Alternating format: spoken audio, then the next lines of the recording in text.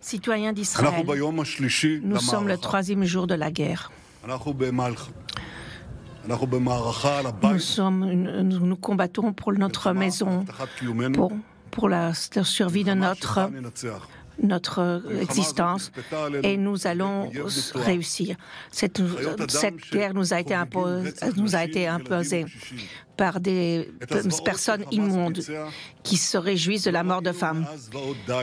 Les horreurs que Hamas a fait, nous ne les avons pas vues depuis les horreurs de Daesh, des enfants, les mains liées qui sont tués avec leurs parents, des jeunes qui sont des enfants qui sont tués dans leur dos. Nous savions toujours qu'est le Hamas. À présent, nous le savons. Vous le savez, le monde entier le savait. Hamas est Daesh. Et nous allons le vaincre comme le monde a vaincu Daesh. Cet ennemi a voulu la guerre, il aura la guerre. Au début de la guerre, j'avais donné l'instruction de faire 5 choses. La première chose, nettoyer les localités de toute présence ennemie dans nos localités. C'est encore en cours. Certains terroristes abjects sont encore chez nous et nos forces de sécurité continuent à travailler jour et nuit. En ce moment même, nous sommes en train d'attaquer le Hamas avec une puissance et une force qu'ils n'ont jamais connue, que nous n'avons jamais utilisée. Troisième point, s'assurer de la sécurité des autres fronts. Le Nord, face au Hezbollah, la Cisjordanie et au sein même d'Israël. Je soutiens toutes les forces de sécurité, les soldats et toutes les forces de sauvetage qui travaillent sur tous ces fronts-là et qui donnent le meilleur d'eux-mêmes pour défendre Israël. Le quatrième point, continuer le soutien international de tous les pays qui peuvent nous soutenir afin d'avoir plus de force d'action au sein même d'Israël et de la région. Et également soutenir la cohésion au sein de notre pays. Nous sommes tous, au sein de notre peuple, nous sommes tous unis. Notre peuple est uni et maintenant, j'appelle tous les leaders de tous les partis d'opposition afin de créer un parti d'union sans négocier, sans discuter, afin, comme à l'époque de Menachem Begin. Sachez, citoyens d'Israël, que nous venons que de commencer l'attaque.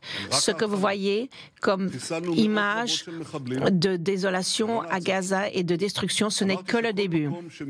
J'ai dit que tout endroit d'où le Hamas agira sera un endroit de ruine, un endroit détruit, et ce sera encore plus fortement fait dans les prochains jours. Je suis en contact continu avec le président Biden et je lui remercie en mon nom et en votre nom pour son soutien en mots et en action pour nous. Un porte-avions immense est en chemin vers nous. Nos alliés, nos amis comprennent l'importance de toute cette guerre. Et je remercie également de nombreux dirigeants du monde entier qui nous soutiennent.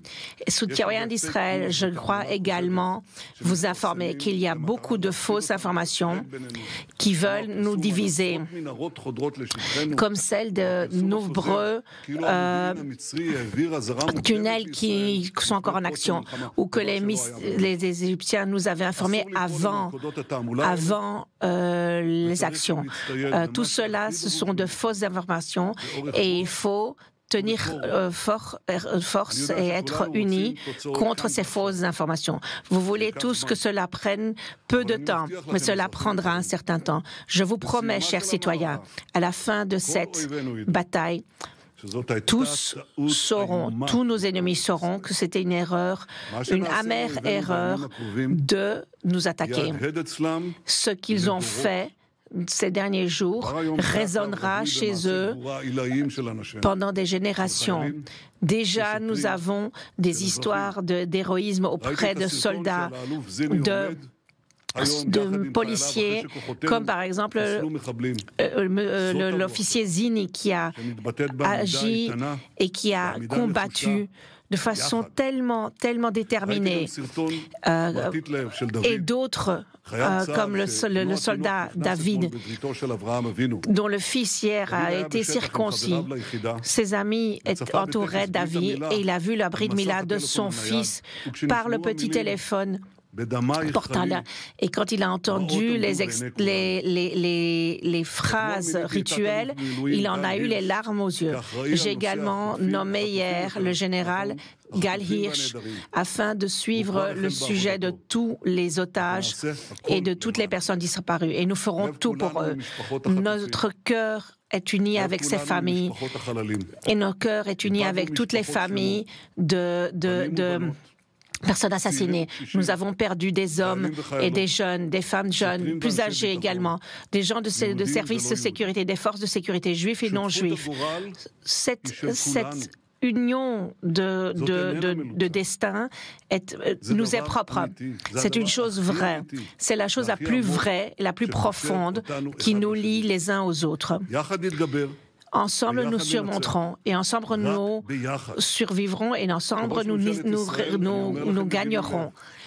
Et je vous dis en tant que Premier ministre, nous aurons encore des journées difficiles et nous sommes déterminés de gagner cette guerre, car nous allons apporter la vie et la bénédiction sur cette terre. La renaissance d'Israël est un miracle. Et dans le livre de Samuel, nous avons des phrases qui nous accompagnent depuis toujours. Nous aussi, aujourd'hui, nous répondrons à cet engagement parce que le peuple d'Israël est vivant.